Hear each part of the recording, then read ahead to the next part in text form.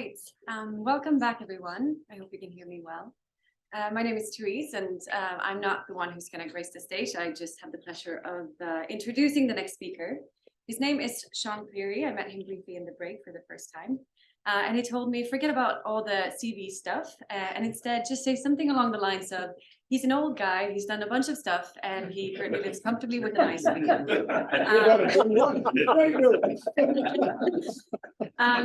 That said, I do just want to highlight his very broad experience. I found it quite fascinating because it really spans across all possible sort of pockets and sectors that you could work in and collect experience within.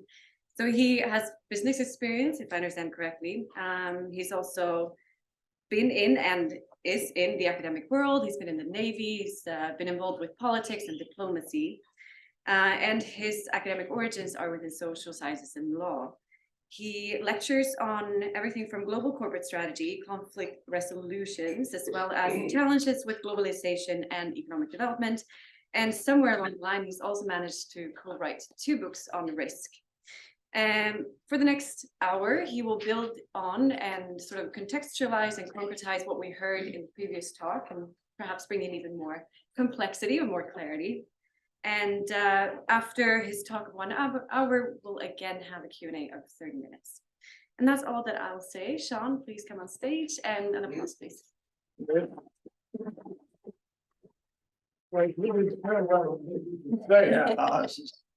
Not sure anyone's going to be able to follow up the efficiency of that with much grace. What Therese has just said, though, is more or less absolutely right. Sander has framed this issue superbly. All I'm going to do is take one particular example of the problems that he described and the consequences that flow from our path dependency, our prior heuristics, our assumptions about how one ought to behave in complex circumstances, which produce a whole series of unintended and frequently perverse consequences. If I may, I'm going to introduce it just by citing a paragraph out of something that Jan Vosbinder wrote, and my synthetic response to that. Sander knows it well, he's had to look at it twice. In the synopsis, Jan wrote, as the collective human impact on the Earth system becomes more visible, it becomes clear that we as humans, individuals, organizations, or governments, have no control over the consequences of the change of context that we initiate over time. Our control is illusion. Our illusions are in control, creating patterns of thoughts that entice us to believe that we can control the emergence of our future. It's time to think about our future as a context over the emergence of which we cannot have control. Now, Sander elaborated on that contextually in the history of the past 250 years of the Western experience, which I thought was one of the most impressive summaries of epistemological history that I've heard in a long time, and in terms of its immediate consequences and the challenges that we face in addressing those. To Helga's point, which also comes into this, this is not for 1 second to deny the importance of the huge advances in particular the natural sciences, but social sciences as well, that we have achieved as a result of the Enlightenment. Specialization, specific categorization that enabled that specialization to advance far more rapidly than it might otherwise have done, has brought enormous benefits. The whole of the university system was fundamentally transformed as a consequence of Humboldt in Berlin. The beginnings, not at the beginning, but at the beginnings of that period. And the advances that we have achieved in respect of science, knowledge, and yes, insight have been quite remarkable. But the path dependency problem is core, And unfortunately, the more pressured decision makers are in the context in which they're required to operate, the more likely it is that these problems will become worse. In writing something in response to this, I said of Jan's statement, his thesis is correct for three reasons. The inherent character of complex systems, the limitations of human cognition, and the inadequacy of the instruments available for policy making, legislation, and execution in both our national and international systems of government. And I'm going to argue, in terms of what I'm going to seek to speak to today, that what we've just seen in respect of Ukraine is a perfect example, and what we see happening in the context of relations between the West and China threatens an even larger challenge. I'll go slightly wider at the end, but that's the basic thrust. I'm not starting with Lenin because I feel any enormous degree of fraternity with him. It's just a comment on the present moment. There are decades when nothing happens, and there are weeks when decades happen. I think that we're at one of those inflection points in respect of the complex system that constitutes humanity embedded in the biogeosphere at this moment. But it's not the first time somebody said that. W.B. Yeats in 1919, at the end of the First World War, spoke from the perspective of a privileged Anglo-Irishman, saying, and I'm going to go to the middle few, mere anarchy is loosed upon the world. The blood-dimmed tide is loosed, and everywhere the ceremony of innocence is drowned. And most cogently, the best lack all conviction, while the worst are full of passionate intensity. I find that resonates very strongly with my experience of the last 6 or 7 years. And I'm not referring only to Mr. Trump and the White House. But you don't have to go to privileged Anglo-Irishmen. This is an Italian neo-Marxist. The crisis arises from the fact that the old is dying and the new cannot be born. In this interregnum between the death of the one and the new not yet born, many morbid symptoms appear. He wrote that from prison, of course, Mussolini having imprisoned him, but it was a comment on the world in Europe between the wars. After Versailles and before the invasion of Czechoslovakia. And that's where I hope we're going to end. I'll go to your optimism. Gramsci said 2 years before he wrote the words above, I'm a pessimist by dint of reason. Everything that I can see causes me to be a pessimist, but I am an optimist by force of will.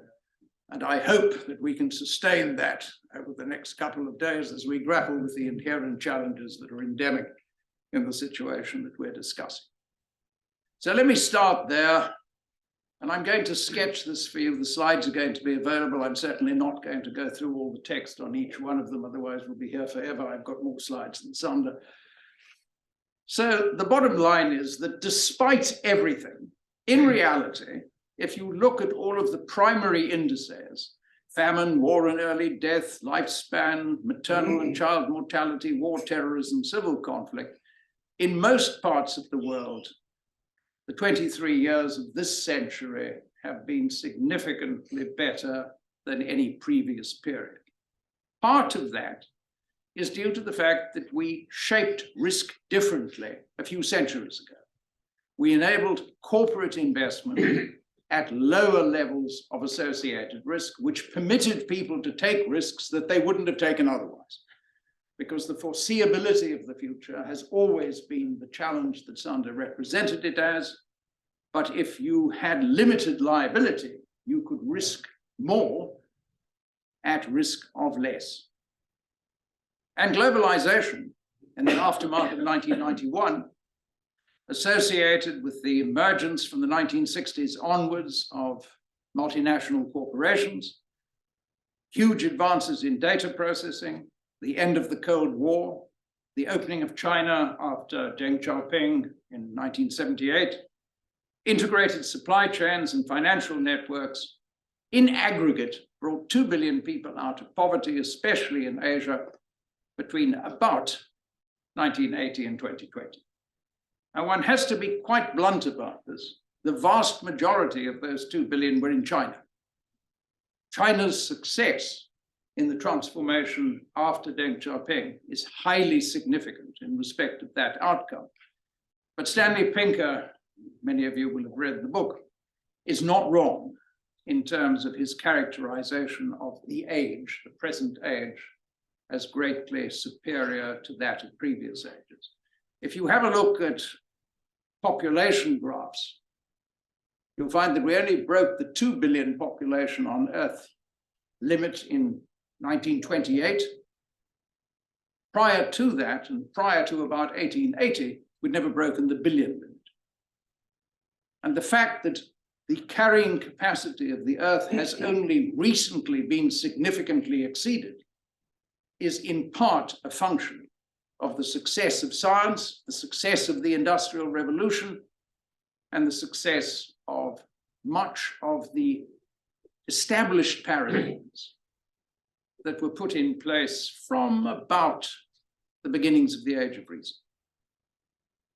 There are some pictures, the decline of extreme poverty, the sort of wobbly rise of democracy, huge surges in vaccination, basic education, literacy, and a decline in child mortality. It's just to illustrate a point.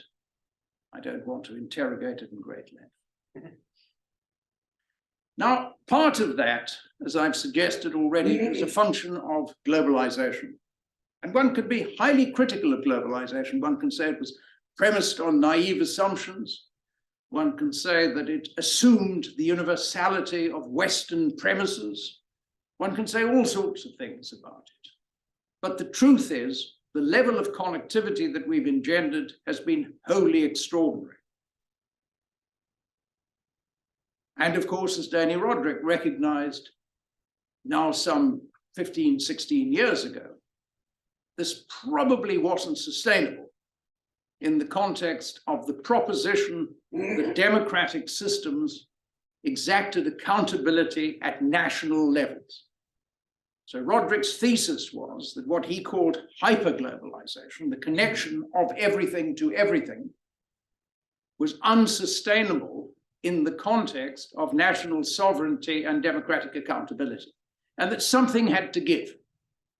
The detail doesn't matter for our present purposes, but here's a brief description of the elements associated with it. What did that do?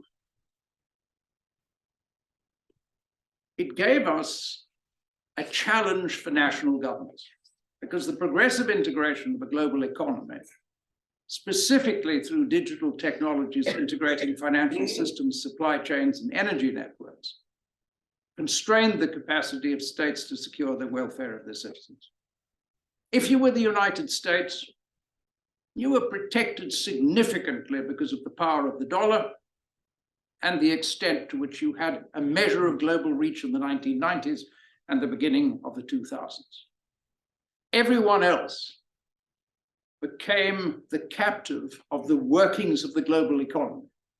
The global economy was booming. Most economies boomed. Yes, you could get it wrong. You could do stupid things. It was possible to act in a way that even when the global economy was booming, your economy might suffer. But broadly speaking, if you did nothing particularly stupid, then you benefited in the booms and you bust in the busts. You didn't have fiscal and monetary instruments if you were a mid-sized economy anywhere in the world. You were the captive of portfolio flows on a scale which was completely unprecedented. As a result of that, trust fractured. Civic disaffection has had a series of different effects. It's led many to defect from voting and membership of political parties, even in the advanced economies. In the third world, the third wave of democratization in the developing world between 1975 and 2005 stagnated and then regressed.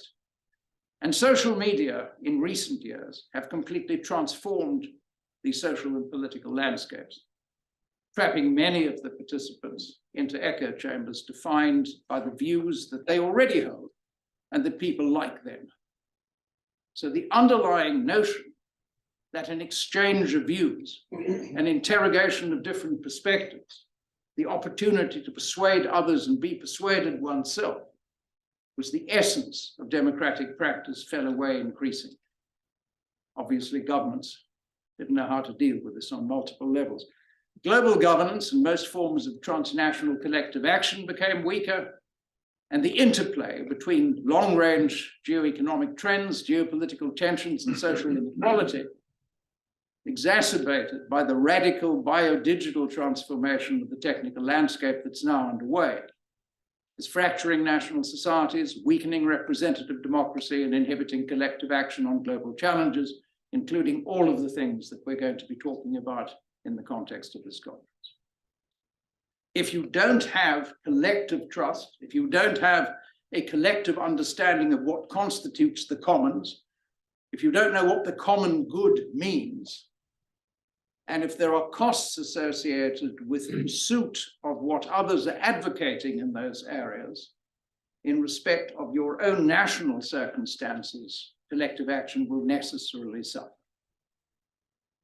And I'm going to throw a thought at you now, which we'll interrogate a little on the back end, and that is simply that representative democracy, this product of the 18th century associated with sovereignty of the people, and the notion that the political representatives are simply the representatives of the sovereign people, entrusted for a period of 4 or 5 years at a time with the responsibility to advance their welfare. That is under fundamental threat at present, but it is also actually under great strain because it's the product of the industrial age. No one under the age of 25, I'm sure that applies to most of the side and the back of this room now, thinks that taking 18 months to get a bill through Parliament is a good way to run anything. If you're crowdsourcing ideas, money, and skills on a continuing basis, processes that are stuck in logjams, locked in bureaucracy, and frustrating in respect of the outcomes required, cannot seem to be a terribly efficient. Now, very quickly, we've had a couple of shocks, very big ones in the course of the last few years. The first shock was what happened to the global economy as a consequence of COVID-19. The important thing about that is it split the world because it exacerbated the plight of the most vulnerable. It sharpened inequality. It widened gaps between the privileged and the others on probably an unprecedented scale. Availability of vaccines, the functionality of health systems, the availability of fiscal stimuli to be able to deal with the challenges that lesser privileged persons experienced in different parts of the world, all of these became significantly worse. And even McKinsey, and I'm not being disrespectful in saying that, McKinsey represents, if you will, the center of gravity of an emerging thought rather than being at the leading edge of it. Even McKinsey has raised the question of, are we actually on the cusp of a new era? So, the question that Sander raised was, in effect, what can we do about it? If past dependency, if the exclusion of alternatives, if reliance on established paradigms is the way in which we function, how do we deal with a fundamental inflection point in the context of the way in which the world is moving? Now, these 8 things, which I'll summarize very quickly, but these 8 things have been around in respect of our futures planning since 2014. We said since then, this is the last iteration of it for anyone who's interested, which was done just after COVID-19 had struck. But we said 8 trends were going to shape the decade up to 2030. The shifting center of economic gravity from the Atlantic to the Pacific, weakening of US power projection, the inability effectively on the part of the United States to maintain the global peace, which was the essence of national security strategy until about 5 years ago, the disruption of the rules-based international order as it had been constructed in 1945 and revisited in 1991 after the explosion of the Soviet Union. As a consequence, geopolitical tensions and contestation of regional security landscapes, firstly between the Eastern Mediterranean, so think Tunisia and Algeria and potentially Morocco, all the way to Central Asia, the Muslim world, if one wants to use that phrase, in the Russian sphere of influence, particularly the Russian near abroad, and in the East China and South China Seas. Those were the regional conflicts that it was quite clear were rising. The first biodigital technological revolution, it's not a fourth industrial revolution. It's a first post-industrial biodigital revolution. Simultaneously, infotech, biotech, nanotech, and neurotech are being transformed at an unprecedented rate in human history, incongruent and conflating patterns that make it absolutely impossible to predict how this will play out over time. That is going to have huge social impacts with knock-ons in respect of both global economy, local economies, and political systems. As a consequence, significant social disruption and weakening national governance, and all of that plays out against the backdrop of system-wide stresses, which is the Anthropocene in summary. So that, we've said, was there, and we developed different patterns of what the feedback loops looked like in the system and how they interacted with one another and what the consequences were. Back then, the assumption was that there were, broadly speaking, 3 potential obvious scenarios. Highly reductionist, it's the nature of this sort of process, but the argument was that it was either going to be constructive equilibrium, which would have been a normative rebalancing that enabled different actors with different interests to be adequately accommodated within the system, and that was going to require a significant amount of transformative reconceptualization, new narratives, if you like, or at least significantly tinkered narratives, or alternatively one called Islands, which was essentially a fractured world premised on the Thucydides trap, a new exclusive focus on the Pacific theater, the US and the PRC deadlocked on the nature of the new order, high tensions and related issues associated with it. And we postulated as a something like a cop-out that perhaps the European Union, Japan, and a few others could play a role, recognizing that the island scenario would be highly disruptive and inappropriate, but that Southeast Asia, Japan, and the European Union could potentially play a role in moving it back towards constructive equilibrium. Now, don't get me wrong, we weren't outliers in respect of these postulations. This is the intelligence community in the United States of America that publishes every 5 years global trends. Here is the executive summary of the report for 2040 just published, and this paragraph here is what matters. In the international system, no single state is likely to be positioned to dominate across all regions or domains, and a broader range of actors will compete to shape the international system and achieve narrower gains. Accelerating shifts in military power, demographics, economic growth, environmental conditions, and technology, as well as hardening divisions over governance models, are likely to further ratchet up competition between China and a Western coalition led by the United States. Rival powers will jockey to shape global norms and institutions, while regional powers and non-state actors will exert more influence and lead on other issues. And interestingly, back in 2017, the same report for 2035 it postulated something quite similar. The next 5 years will see rising tensions within and between countries. Global growth will slow as increasingly complex global challenges impend.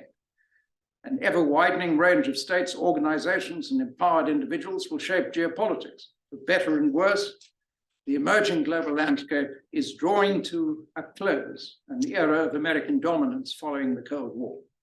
So too, perhaps, is the rules-based international order that emerged after World War II. It will be much harder to cooperate internationally and govern in ways publics expect. Veto players will threaten to block collaboration at every turn, while information echo chambers will reinforce countless competing realities, undermining shared understandings of world events. So, interestingly, this is just a Bertelsmann Foundation assessment of the current status of views in Europe of the most influential actor in global affairs. 64% at present think it's the United States.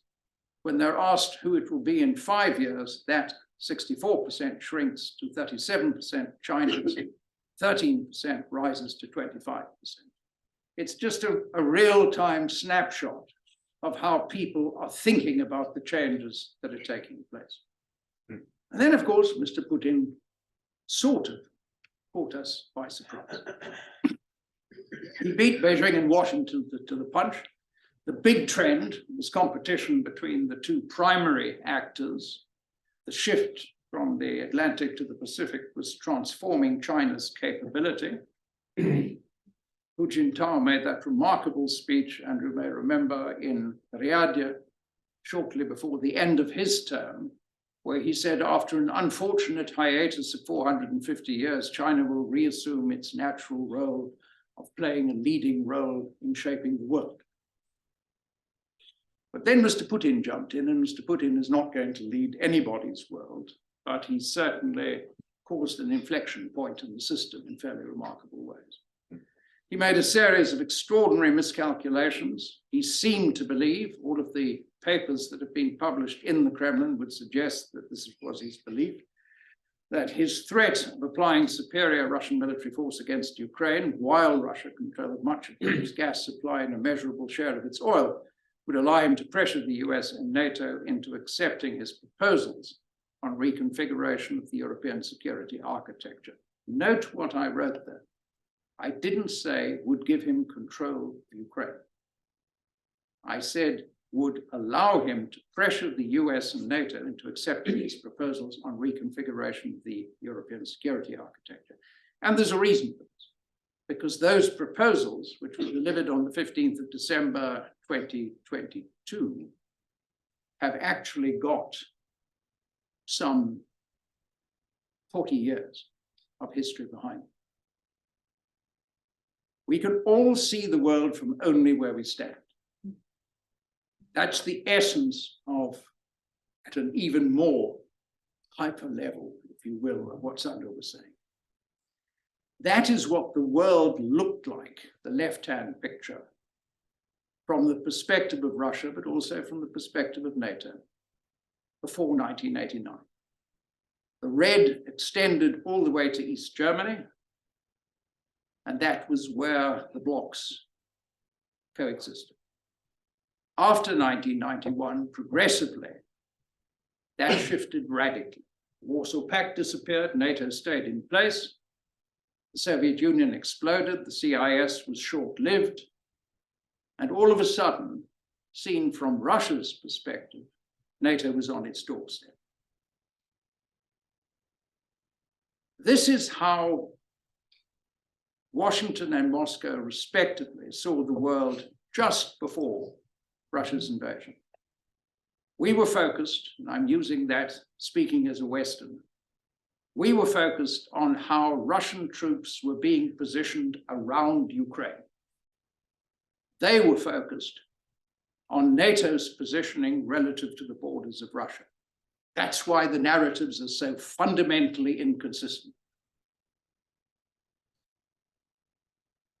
Javier Solana, who was variously Spain's foreign minister, the European Union's high representative for foreign and security policy, and the Secretary General of NATO, who actually concluded the final NATO act with Yevgeny Primakov in 1997, came up with two very interesting propositions. The first is, as many of us who were present heard at the time, Putin had actually said at the Munich Security Conference in 2007 that the unipolar world model is not only unacceptable, but also impossible in today's world.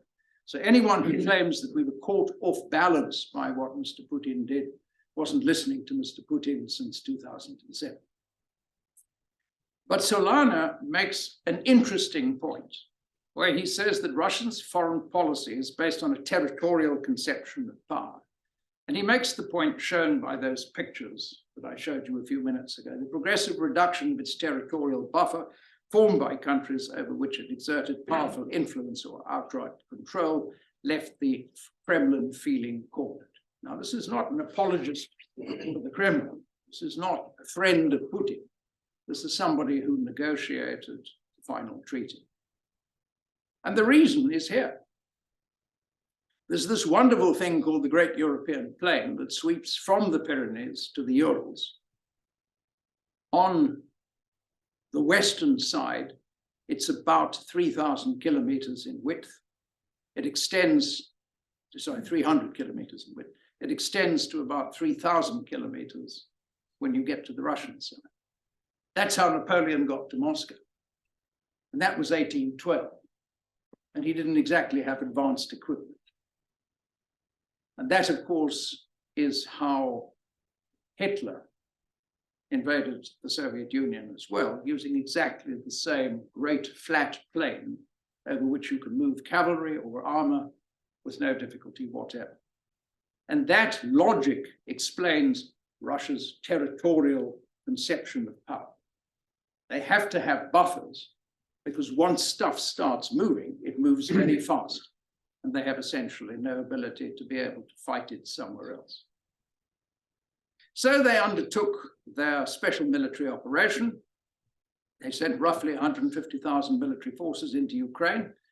They developed the pretext of recognizing Donetsk and Luhansk as independent states.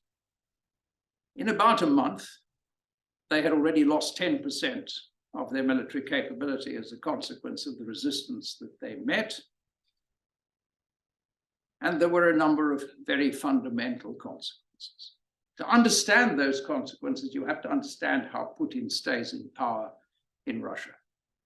The regime rests on 5 pillars: a powerful army, a monolithic political vertical, skillful propaganda, the militarization of much of society, and as a consequence, the support for his undertakings. He manages his power vertical personally. The parts, the siloviki, officialdom, and the state-affiliated businesses all act in concert, and society endures hardship for his sake, not only for his personal sake, because of the trade-off that he offers. They supported the illusion of stability and acceptable standard of living, the predictability of the authorities' actions, and the state's non-interference in the affairs of ordinary citizens, who thus stay out of politics. That gave him a remarkable degree of control over an extended period. Now, please understand where I'm coming from. The invasion violated Article 2.4 of the Charter. It also violated 2.3, but 2.4 is the material article of the Charter. It fractured the European security architecture, threatened the rules-based international order. Ukraine has been devastated by the displacement of millions of refugees, the killings of thousands of civilians, widespread destruction of infrastructure, and huge contraction of economic output. There is nothing to excuse what Mr. Putin did. He violated the Charter. He violated peremptory rules of international law, jus cogens. He violated humanitarian and human rights law. And his troops have unquestionably committed war crimes. So there's no excuse for it. What I've offered you is a contextualization of why he was acting in the manner in which he did. And if I can come back to what Sandor was saying this morning, the Russian narrative, the Russian path dependency in that particular sense, and the Western narrative and the Western path dependency were fundamentally at odds with. So as a consequence of that, nothing that has happened should surprise us. But it's had secondary consequences. The war has severely dislocated the global economy, driven up energy and food prices, boosted inflationary pressures. Prior to it, and in terms of our remarks this morning, the loose monetary, fiscal, and credit policies and growth in demand had already caused massive price surges. COVID-19 lockdowns and the PRC's zero COVID policy disrupted global supply chains. Rising geopolitical tensions sent shocks through the entire landscape, energy and other commodity markets, unsettling global financial markets, further disrupting supply chains, and exacerbating the problems for the least privileged, threatening starvation for the most vulnerable in Africa, parts of Central Asia, and the Middle East. But the bottom line is it also proved that Russia's armed forces had poor command, control, and intelligence, rotten logistics, and are quite frankly no match for NATO. So from Mr. Putin's perspective, rational though he may have thought his actions were, this has proved to be an absolute disaster. And that's part of the reason why Russian forces are currently resorting to large-scale bombardment behind the front lines of civilian infrastructure and civilian locations, frankly, because they have few other alternatives under present circumstances. I'm not going to go through the details here, but what matters is they tried at an early stage of the game because they didn't want to fight a protracted war. So Medvedev, who, as you may recall, was the acting president of Russia in the period when constitutionally Putin could not continue being president of Russia. He's now the deputy chairman of the Security Council. He said encroachment onto Russian territory is a crime which allows you, meaning Russia, to use all the forces of self-defense. The geopolitical transformation of the world would be irreversible once the new territories were incorporated into Russia. And Putin went on to say, I want to remind you that our country also has various means of destruction, and some components are more modern than those of NATO countries. And if the territorial integrity of our country is threatened, we will certainly use all the means at our disposal to protect Russia and our people. He said it wasn't a bluff, it is a bluff. They're not going to start a strategic nuclear exchange. And quite frankly, escalating to tactical nuclear deployment does almost nothing to fundamentally change the balance of power.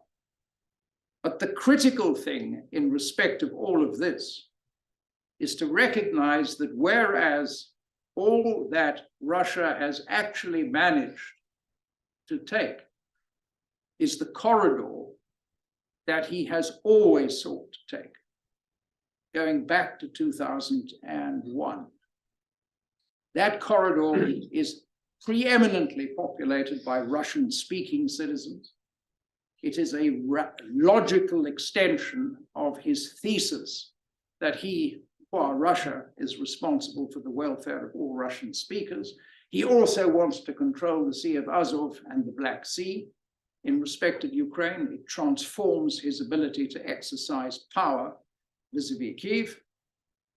And that's where he is at this point in time. The cost has been horrendous. Last year, the World Bank estimated it was going to cost roughly $450 billion, this was in August, September, to reconstruct Ukraine. Since then, the bombings over the winter and the new surge of bombings that are taking place at present in order to counter the expected Ukrainian counteroffensive have probably added $50 to $60 billion of additional damage in terms of infrastructure and civilian habitation. I'm not sure where we're going to find the 500 billion from when this is all over. Not sure it's lying around waiting to be spent in some sort of useful way. And therefore, we have to ask ourselves a very profound question about the present moment. Russia held roughly 23% of Ukrainian territory at the beginning. It now holds about 17% of Ukrainian territory. Support in the West for supporting Ukraine is still strong. We've thrown now, since that graph was prepared, we've thrown another 2.8 billion in. So we're now at about 35 billion of weaponry that we've thrown into this theater.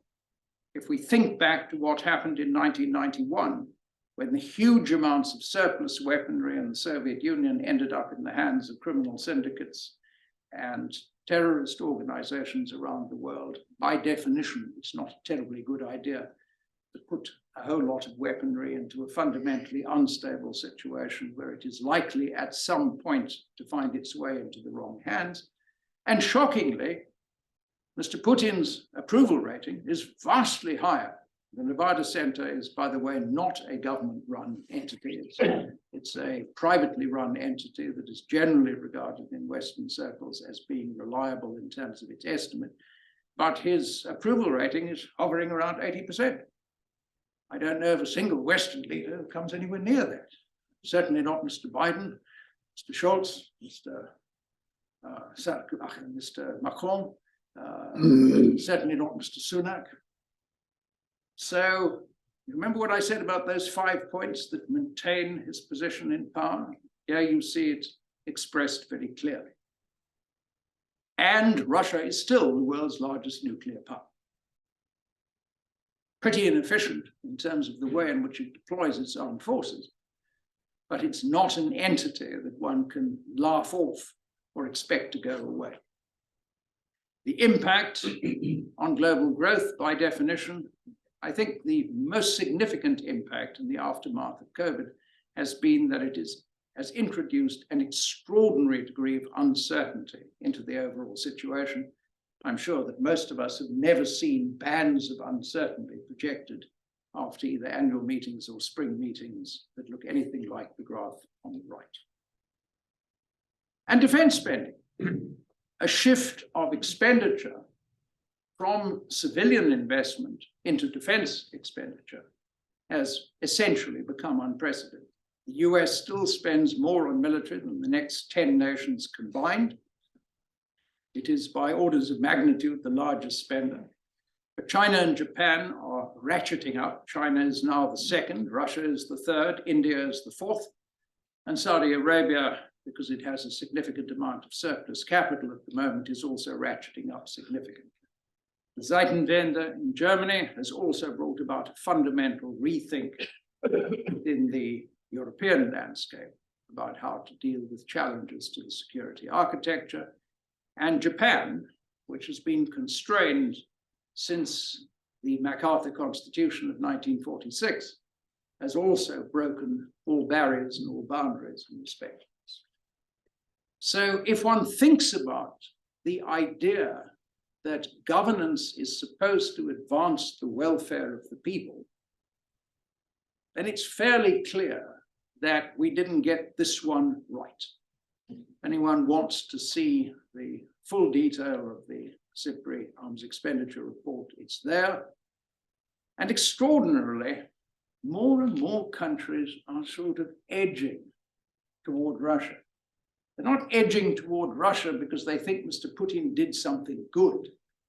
They're edging toward Russia because they are becoming more and more frustrated with Western prescription in respect of how things should be done. If you have a look at the set on the left down below, you'll see that by global GDP, the great majority still condemn Russia.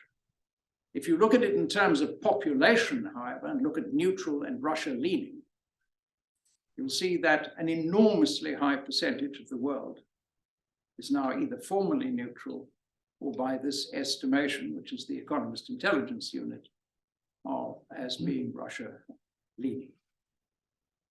Needless to say, the doomsday clock has shifted a bit closer to the moment at which we are supposed to be nervous about it, and the Economic Intelligence Unit of the Economist Group has produced a set of interlocking risks associated with the overall threat.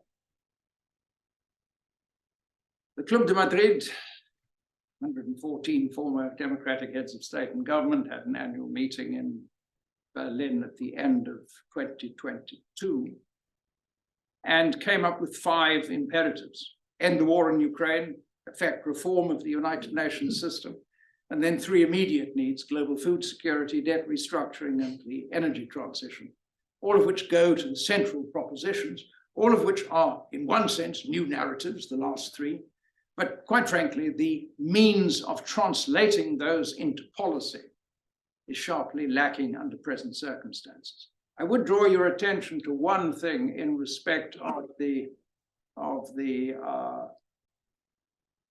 UN reform. Just note up there in the second half of that, so it's the last sentence actually, Article 109 of the UN Charter makes provision for a general conference of members to review the Charter with the 3/4 vote of members of the Assembly and 7 members of the United Nations Security Council. That happens to fit with the United Nations Secretary General's construct in respect of the Summit for the Future. This may be an opportunity.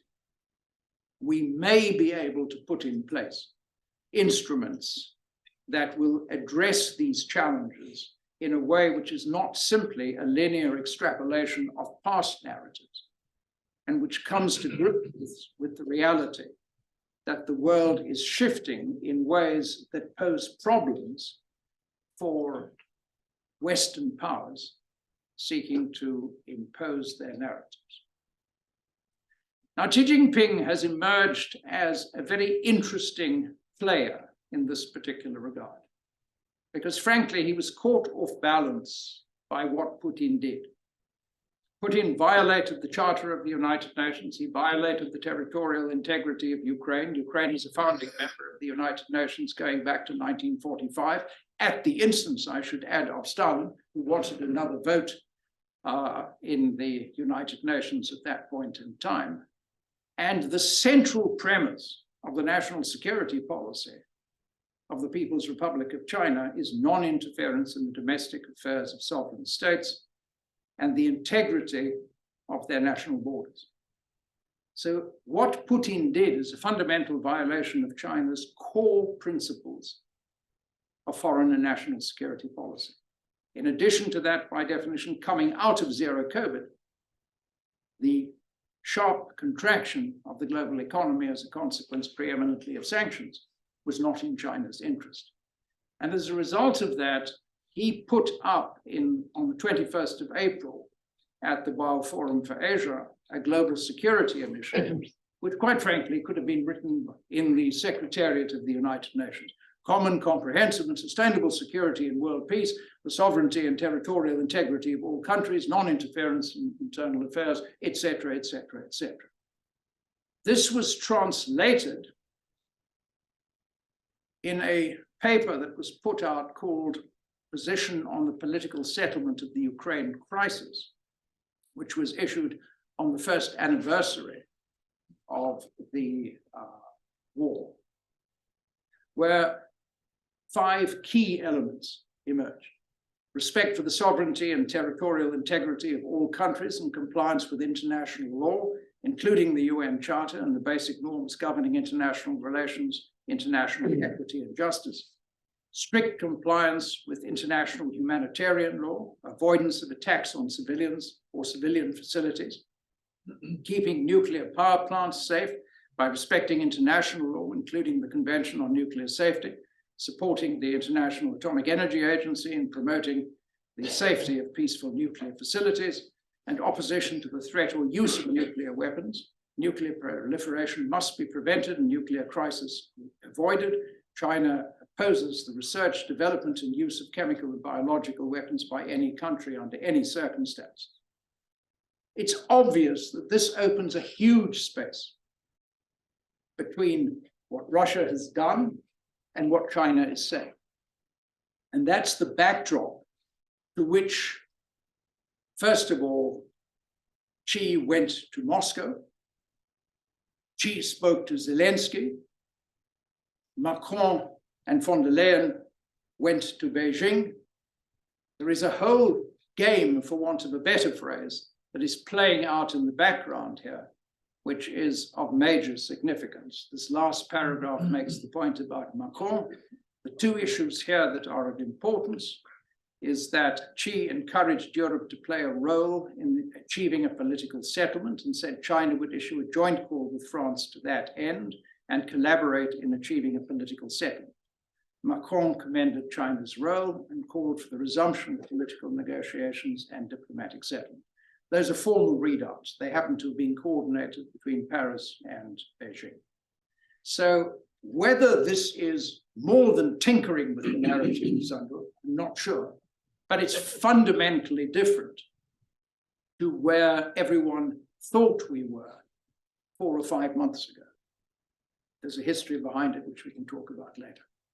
Washington, however, hasn't yet formally shifted.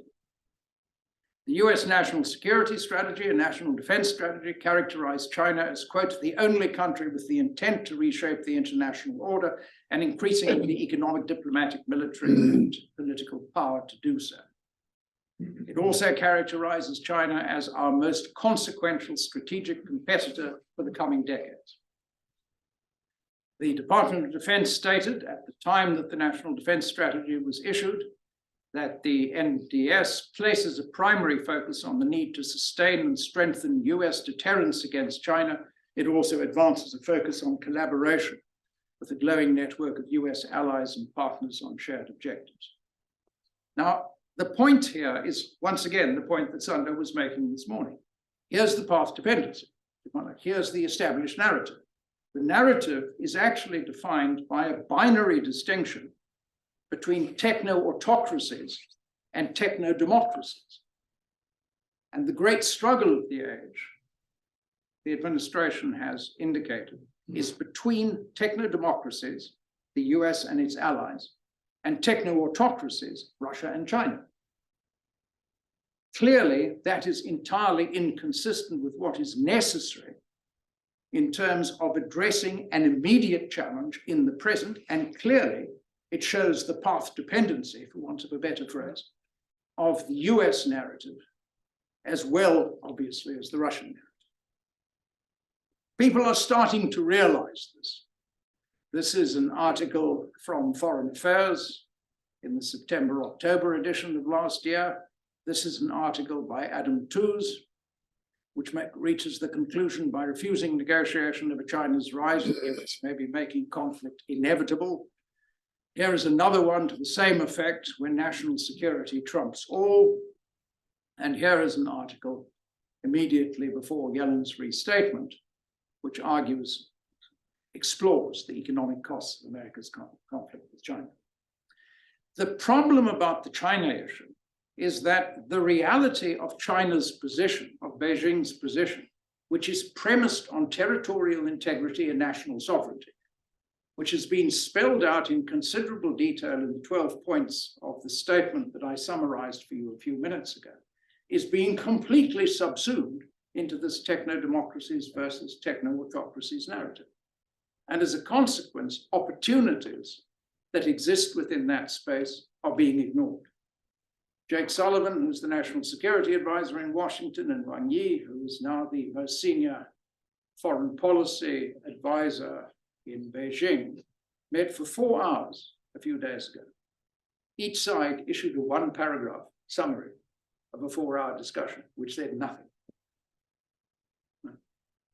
It gives you a fair indication of the difficulties in reconfiguring the narrative at a critical moment in order to be able to respond effectively. Let's just take a quick look at the US interest at this particular moment, putting Ukraine aside just for a second. Logically speaking, it makes no sense to put the world's largest nuclear power and the world's second largest economic power in one camp against you. It's not a particularly intelligent response. Leaving everything else aside, Henry Kissinger spent rather a long time at the end of the 60s and through the first part of the 70s trying to separate. So in practical terms, this is a perfect example of the path dependency that we were talking about earlier.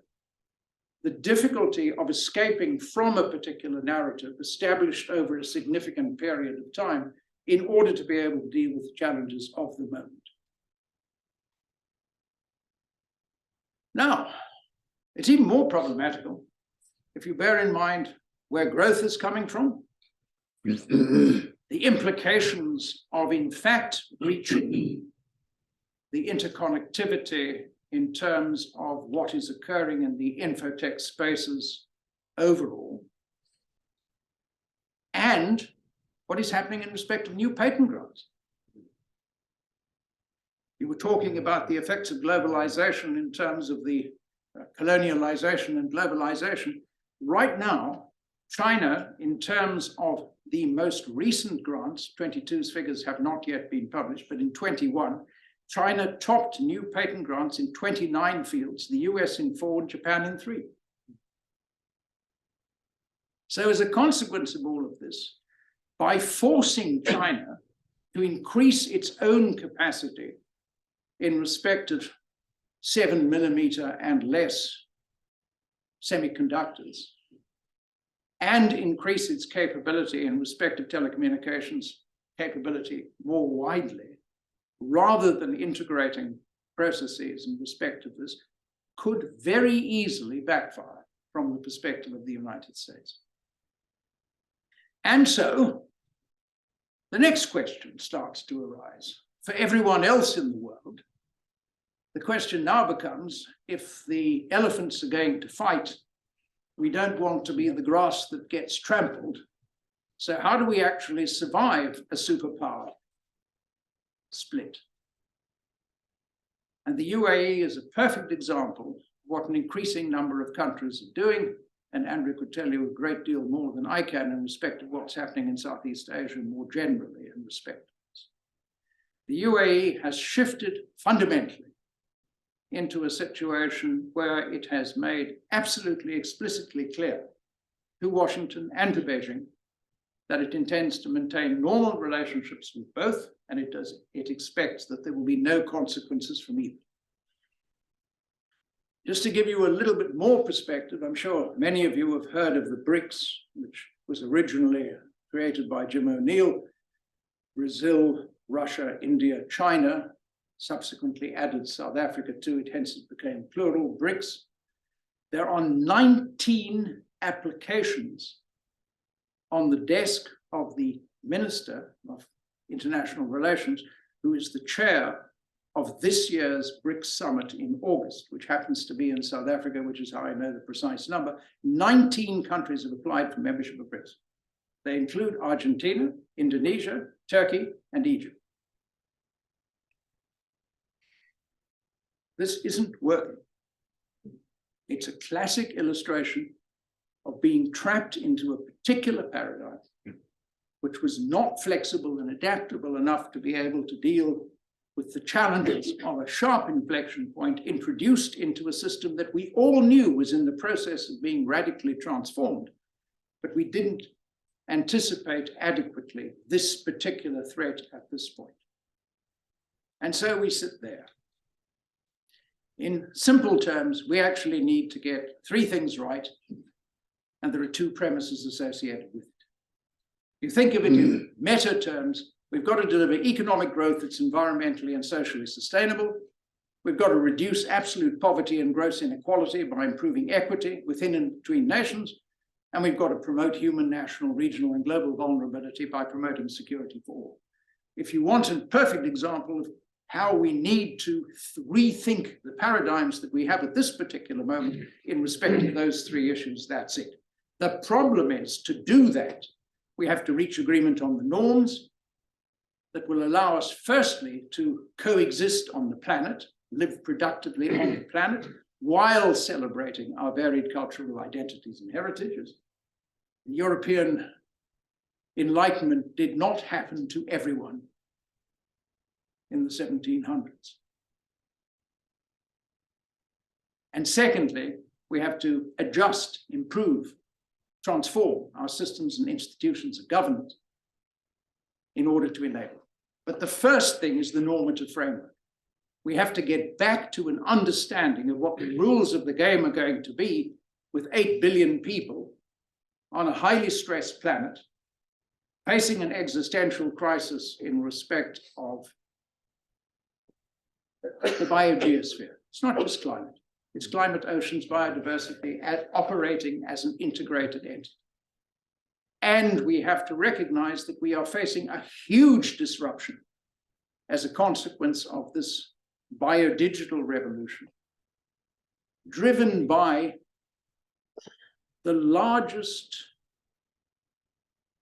quantum of human research-driven capability that the world has ever seen by at least 2 orders of magnitude. We have more postdocs today than we had people with 12 years of education during the Industrial Revolution. The Industrial Revolution, which was just about the spinning jenny and the steam engine, wasn't about anything else.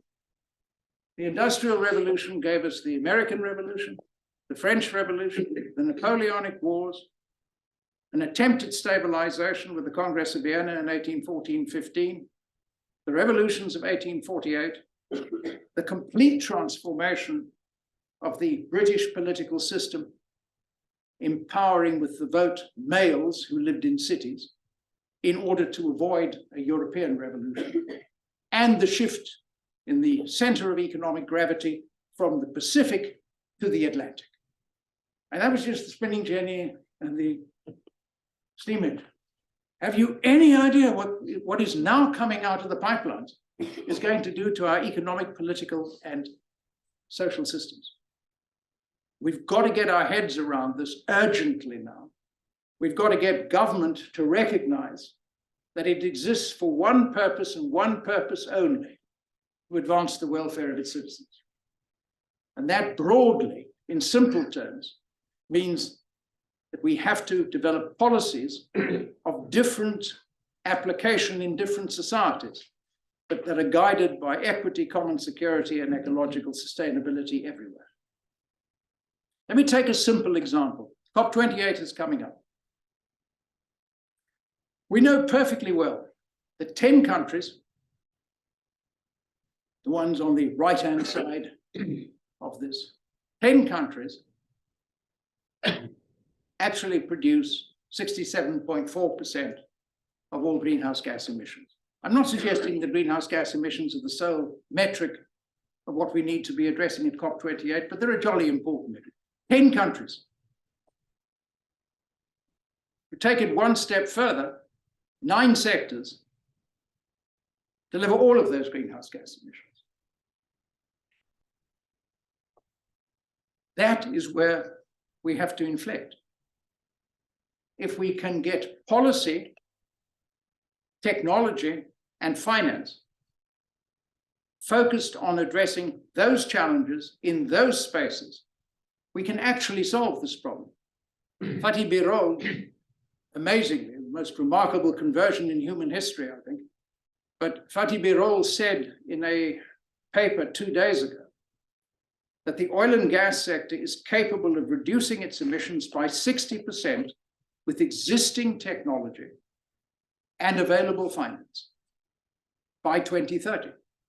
Now, I haven't run the numbers myself, but when the Secretary General of the International Energy Agency comes up with a statement like that 5 months ahead of COP28, it's time to wake up and start thinking about it. So the fundamental question is stop waffling. We're trying to get to aggregate net zero by 2050. We've got a couple of benchmarks along the way, including one in 2030. We're not going to do it by changing the greenhouse gas emissions of a fish and chip shop in Cairo.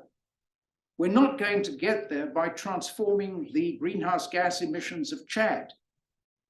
We're going to get there if we focus energy and effort on where it's required. Now, this is reductionist and simplistic. So it's not, no, it is. I'm deliberately saying it in those terms. But there are times when it is necessary to act under pressure, that you have to take the best workable hypothesis available to you and push very hard for it. This is just an example in terms of it. Here is an indication of the divergence of views around what is happening just around generative AI. Have a look where the Western countries are in respect of all of this. We're the ones who are agonizing down here. Have a look who's up here. Hugely enthusiastic in respect. What chances do you think there are in the short term to be able to construct now a collective response, recognizing what I showed you about patents, recognizing what I showed you about economic output? What do you think the chances are of achieving a universal response to these particular challenges in any foreseeable time frame? This is the sort of thing that we're playing around with enthusiastically in every area. Quite frankly, we haven't begun the discussion in any serious or meaningful way yet, but the implications for societal stability and governmental capability of this space are going to be enormous. And here are the sort of things that we were referring to earlier. This one, obviously, it just gives you a sense of the overall frame. Many of you will be familiar with all three expressions of it, but I think it's terribly important to understand that we are lagging way behind the curves in respect of these issues. And all of our experience to date suggests that if you don't stay very close to the curve, your ability to be able to regulate or develop appropriate policy responses to it are extremely limited. The underlying challenge that we've got to get our heads around in respect of all of this is how we are going to deploy technology for social purpose. We can't think of technology as being a threat. We have to ensure that we use what is emerging out of this extraordinary, unprecedented pipeline in order to advance social welfare. If we don't do that, we fail. The consequences of failure are going to make what is happening in Ukraine at the moment look like a joke. I totally agree with Sandor that in the short term, what is occurring in the technological space posits a greater threat to the stability of human society than climate. Climate in the longer term almost certainly poses a more substantial threat, but quite frankly, we've got to get to that. There are certain things we need to do vis-a-vis climate in the short term, and it's not a choice. We have to be able to address that as well. I'm going to say three things, and then I'm going to be quiet. We're dealing with a problem here of complex systems, and I'm going to take a particular approach to this, a very simple one, because it's easy to wrap one's mind in. Complex systems have got very simple characteristics, but it's important to understand their implications for the challenges that we face. There are many strongly interdependent variables. There are feedback loops throughout the system, and this results either in amplification or dampening in different circumstances at different times. This chaotic behavior, there's a high degree of sensitivity to initial conditions, self-organizing criticality. The outcomes are not predictable. There's a non-Gaussian distribution in respect of the outputs, and there are multiple metastable states within these systems. The problem is we're not equipped to deal with it. The underlying reality is that when you increase connectivity in systems, you exponentially increase the potential number of outcomes. The algebra is very simple. I'm not going to spend time on it now. But to summarize a large portion of what Sandor said, the way in which we deal with this problem is by operational heuristics. What we learned in the past that seemed to work in roughly similar conditions is what we apply for the present.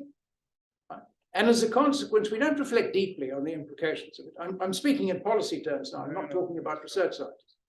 But in policy terms, this is how we function. We say, I know this, we've been there before. This worked last time, we'll do this.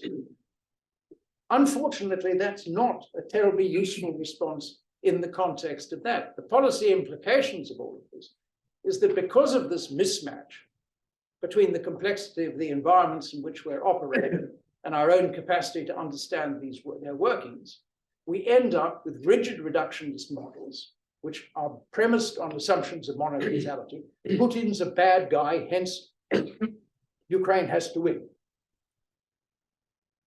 As a result of that, the policies that we enact play out in a dynamic environment. They lead to unintended consequences. Much of the policy that emerges is sullied with compromises and trade-off, and even well-conceived policies lead to perverse effects. The consequence of all of that is that what we started with, the cynicism and the resistance that is endemic in the systems in which we operate, are entirely predictable. And I'm going to leave you with this thought as a last one. I think the inflection point that we've reached now, it's shifting us from one attractor basin into another. Those 8 points, those 8 megatrends that we think are continuing to operate are still operating, but they're operating in different ways. And they're operating in different ways because the configuration in this complex system that constitutes humanity in the biogeosphere is now causing a different set of interactions because we're in a different attractiveness. As a result of that, we haven't got policies, quite frankly, that are fit for purpose in the present. And a large amount of the disruption that we're experiencing on multiple levels simultaneously at the moment is due to the fact that things aren't working the way we expect them to work. The heuristics don't function in that environment. And therefore, if there were ever a time for fundamental rethinking of the sort that you were describing earlier, Sandra, this is the time today. All right, that's me. Thank you, Sean, for that elucidating and sobering talk. It's a lot to digest, and I'm looking forward to hear questions from the audience to start to sort of unpack what we just heard. Who would like to start? I can start. Martin Wilhelm, Geopolis Energy. I think what you said in the end is obviously that we have enormous needs to change the way we're thinking. If I try to bridge that back to the beginning of your talk, is it fair to say one of your observations is there are 2 ways of reading the term understanding Russia and understanding Putin. One way to understand that is you show sympathy and agreement with the way Putin or Russia think and act. That is one way of understanding them. The other way is you're applying basic strategic thinking, strategic empathy. You try to understand the other side. I think your point is we've for quite some time in the West mixed up these 2 things. And we were afraid that applying strategic empathy might be seen as sympathizing with them, so we don't do it. So we kind of trapped ourselves in ignoring the basics of strategic practice. Do you see, and so one question is, we're probably making a similar mistake in other areas with other non-Western counterparties. Do you see us learning from that mistake? And what would that look like? And what does that tell us about the chances of dealing with the challenges you talked about in the end? Well, let's start with what happened. In 1991, after the war had come down in Germany in '89, the Soviet Union exploded. There were negotiations that took place between Shevardnadze and Jim Baker, chiefly in Washington, but a couple of other capitals, including Vienna, on the way. There were discussions that took place between Gorbachev and Bush 41 in the same vein. Unfortunately, and he's a friend, so I'm not making it as a gratuitous personal attack on him, but unfortunately, Frank Fukuyama had published The End of History. He published it in 1989 in National Interest. It was a damn good article, it really was. Hegelian at the height of his powers, and he published a really good article in National Interest. It wasn't trapped into a paradigm. It was actually breaking a paradigm in a very useful way because he was using Hegelian logic to, in fact, think about a different period, and he did it extremely well. 2 years later, he'd been pressed into doing a book, and he wrote a rather big book, and the book wasn't bad, It wasn't as good as the article because it had more words in it and they weren't all quite as well considered as the original words were in the article, but it was a good book. But he made the mistake of saying something from a public platform, which unfortunately then became the dominant narrative. And that was the rest of history, and I quote him, I was on the platform, the rest of history will be spent in the perfection of liberal markets and liberal democracy. Right? As we were leaving the stage, I said to him, Frank, you're an Hegelian, for God's sake. Let's assume that's the thesis. What's the antithesis and where's the synthesis? Right? How? He said, thank God you didn't say that while the microphones were on.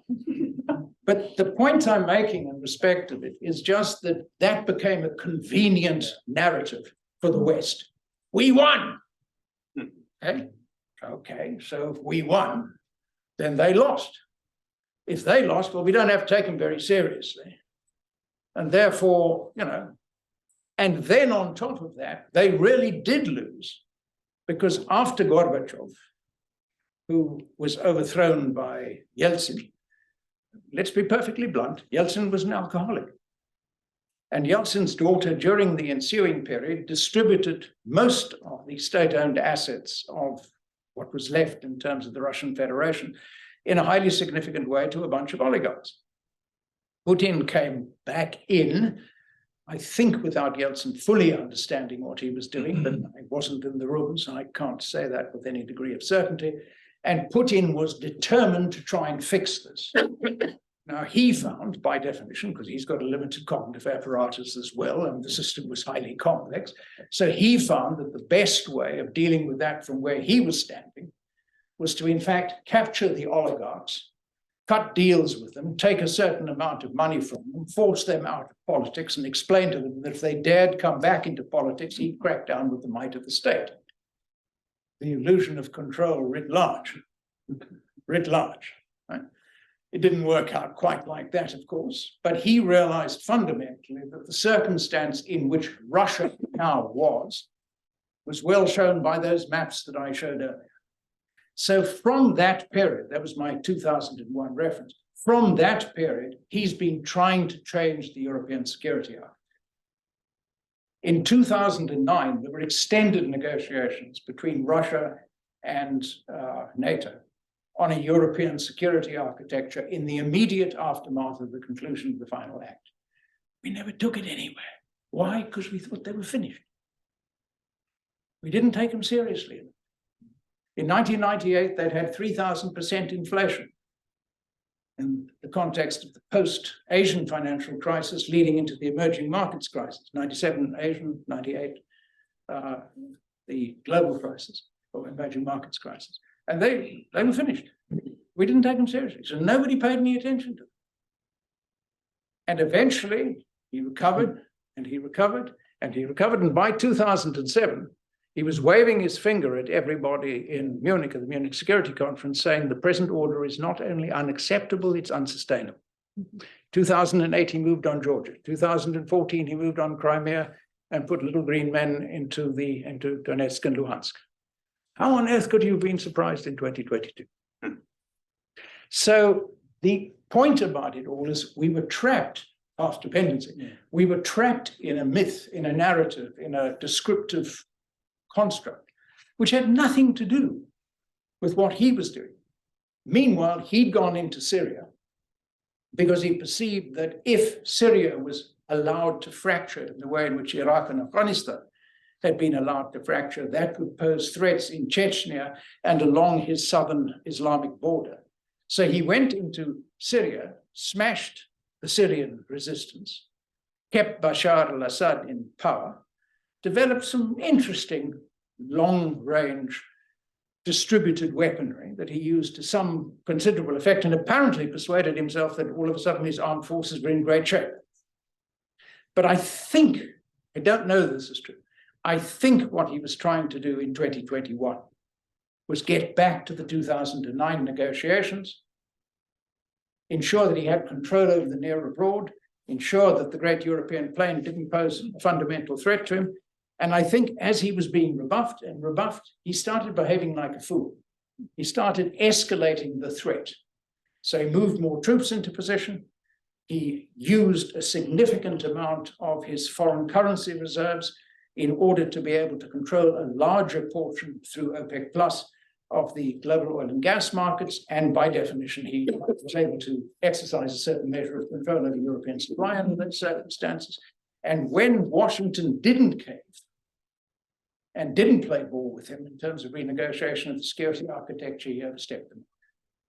Incredibly stupid, great miscalculation. And as I say, I think he caught Xi Jinping completely offside. But he disclosed a weakness in our overall strategic thinking in respect of this issue, which was quite terrifying. You went back to 1951 to 55 in Princeton, when Neumann and others were working on game theoretic approaches to ensure deterrence in the context of nuclear exchange. The thesis was that you had to be able to deter, because escalation in the context of military exchange between nuclear powers raised the risk of catastrophic escalation. That was the whole logic behind it. We failed to deter in 2021. We failed to deter. Deterrence failed for the first time in a major confrontation between primary actors. Frankly, secondly, we failed in our responsibility to protect Ukrainian civilians and Ukrainian civilian infrastructure. So Putin is the bad guy, right? He was the one who violated the territorial integrity of Ukraine. He was the one who violated international humanitarian and human rights law, all of those things. But we're not exactly covered with glory. And the point about it is the reason I chose this thing for an illusion of control conference is everybody thought it was going to be okay. There was no doubt in anybody's mind, not in Washington, not in London, not in other European capitals, except maybe Berlin. But none of the others thought that it wouldn't be possible to face him down. But we didn't do the necessary to face him down. We didn't do the necessary in respect to the diplomacy. And we then didn't want to even put in a no-fly zone over Ukraine because of the risk that the nuclear power could escalate against us. And so as a consequence, all of these destructive circumstances have followed. This is not a morality play, but in the context of your question about, let's call it strategic insight, I think it's a very important lesson to be learned if we're capable of learning it. The risk right now, I'm sorry, I did see it, I'll take it in a minute. The risk right now is that because we've put Russia and China in the same box, right? There's a risk of sleepwalking into a confrontation with China, which is actually grotesquely stupid because China doesn't want to be in that box. China actually wants to bring this war to an end because, one, it violates the core principle of its foreign and security policy, and two, because the economic circumstances that will allow China's recovery more rapidly, which is fundamentally in Xi's political interest, are being frustrated by the current circumstance of the global economy. So it's a really dumb position to be in, trapped in that box, but we're having difficulty, as for all the reasons you suggested this morning, in rethinking our way out of it. Are you supposed to ask? I mean, you were doing it so well yourself. Please, I think you're ahead. Yes, I'm Jasmine Link from University of Hamburg, as before. I would like to again emphasize this lens of path dependence, because you stressed the point very well, that as you said, that there was the path dependence on the American side, or US American side, and path dependence on the Russian side. And this is where it took us. And later on, you mentioned things like we are trapped in path dependence because for now, it's no rational choice anymore. They would choose differently if they could, obviously for some reasons. So I think there are other examples as well. If you consider the Industrial Revolution as on the one hand, path dependence did something good as it helped throughout evolving it as it did. And obviously it served humanity to some point. But of course, there are now obvious reasons why path dependence may now have prepped us or prevent us from just being sustainable in the way we wish to be, perhaps. And so have you ever thought about managing path dependence? Yeah. Look, the difficulty about it, and this is the reason that the question that I asked Sandra this morning, and I wasn't trying to be clever with that question. I was trying to ask honestly if anyone else had found a solution to something that I haven't found. I'm concerned that human cognitive capability, right? The stuff's compressed into a couple of sentences on one slide, but human cognitive capability does not enable us, in terms of everything that's been tested over extended periods of time, to retain in short-term working memory more than the 8 is an interesting play on a later article, but the original magical figure is 7 plus or minus 2 random alphanumeric characters. Okay, no one, apart from idiot savants, who can memorize the Manhattan telephone directory if it still existed, but can't cross the street because they can't process complexity in the environment. No one who's ever been tested can retain more in consistent testing than 7 plus or minus 2 random alphanumeric characters. That number stands. Okay, there's some variance in terms of words and some variance in terms of letters, but when it's alphanumeric characters, the standard test, it's 7 plus or minus 2. You get a very small percentage of people who can remember 9. You get quite a lot of people who can remember 7. You get some people who can only remember 5. Nobody can remember 10. That's a pretty substantial limitation in terms of how you think about complex issues. In addition to that, nobody has ever been tested who can process more than 4 relational variables in all their relations to one another simultaneously, not even chess grandmasters, who have to be able to do that in order to be able to play effectively. Those are the limitations. That's what we've got. I haven't got any more. Even Sando hasn't got any. Okay, that's what we're stuck with. So the problem is that when you are challenged, let's say hypothetically, I'm not going now into the research space, there's more opportunity in the research space for recategorizing noise, for finding ways to eliminate path dependency, for applying the Popperian thesis more rigorously. What would falsification of this particular hypothesis involve, and what would the experimental approach be towards falsifying it? All of those things are possible if you have highly significant amounts of time. Policymakers don't. That's the fundamental problem. That's what worries me more than anything else, right? In 1914, in a space of 2.5 months, the world went to war, despite the fact that none of the powers, not Austro-Hungary, not Germany, not Russia, not France, and certainly not Britain, wanted a world war, right? But after the assassination of an Austrian archduke by a Serbian nationalist, slightly unbalanced Serbian nationalist, after that, in 2.5 months, the world was at war. And it was the war to end all wars, the Great War, the most ghastly thing that had ever happened. Why? Because everyone was trapped into these games. If he did that, I had to do this. If he did this, I had to do this, right? And that's the real risk of the present. The more the pressure, you made the splendid point this morning that the pressures of a digital age don't allow us time to think. And now we want to escape path dependency in the middle of that. Don't get me wrong, I'm monumentally in favor of it for all of the reasons that I think we've all made in the course of the morning. But the difficulty is that we run the risk in the meantime, while everyone is operating on these premises, we run the risk of sleepwalking into another war. That's the fundamental problem at the moment.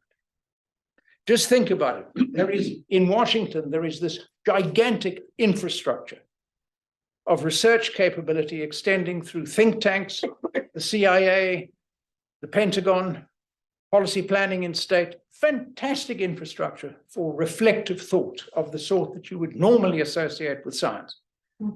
The problem is 5 people make the decision at the top.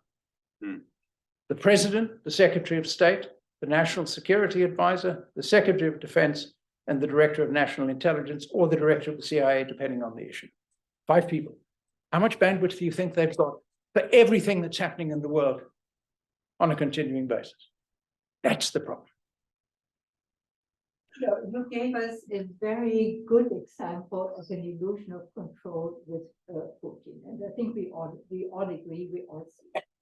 But it is one characteristic of an illusion of control. As long as you're caught in the illusion, you don't know that you have it. So it's the moment when the illusion bursts, when there is a clash with reality. And that is the moment, at least with regard to the war in Ukraine, where we stand now. And my question to you is, what are the repertoires we have? Once we had this clash with reality, we realize we have to do something different now. So what is in our repertoire?